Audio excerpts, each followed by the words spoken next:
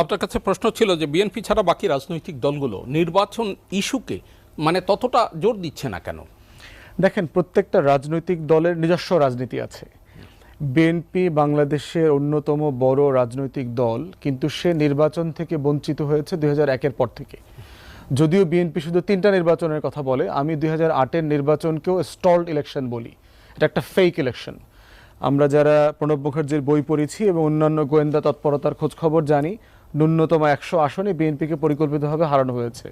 তো সেই বাস্তবতায় বিএনপি গত 23-24 বছর ধরে কোনো ক্রেডিবল জাতীয় ইলেকশন পায় নাই। অতএব তার যে কনস্টিটিউয়েন্সি আছে, তার যারা নেতাকর্মীরা আছেন, তাদের তো এইটা দাবি করাটা খুবই ন্যায্য যে সে একটা নির্বাচন চায়, কারণ সে ক্ষমতামুখী দল।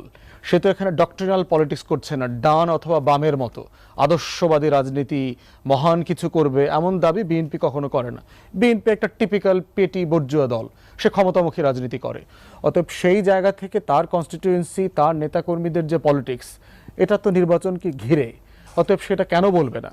বরং সেটা শুধু নতুন করে বলছে না, সে গত 16 বছর থেকেই নির্বাচনের কথা বলছে, এবং এটা খুবই ন্যায্য তার জায়গা থেকে। এটার ভিতরে আমি কোনো অন্যায় কিছু দেখছি না। বাকি যারা বলছে না, তাদের ভিতরে নিজস্ব বক্তব্য আছে। এরপরের বড় দল হচ্ছে আপনার জামাত এবং চরমোনাই।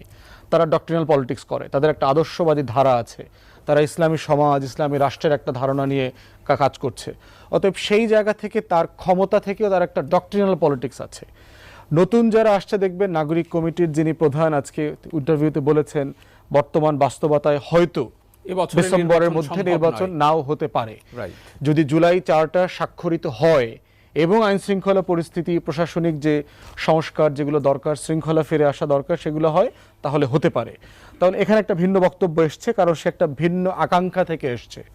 তো দুইটা আকাঙ্ক্ষাই যথেষ্ট যৌক্তিক যার যার জায়গা থেকে।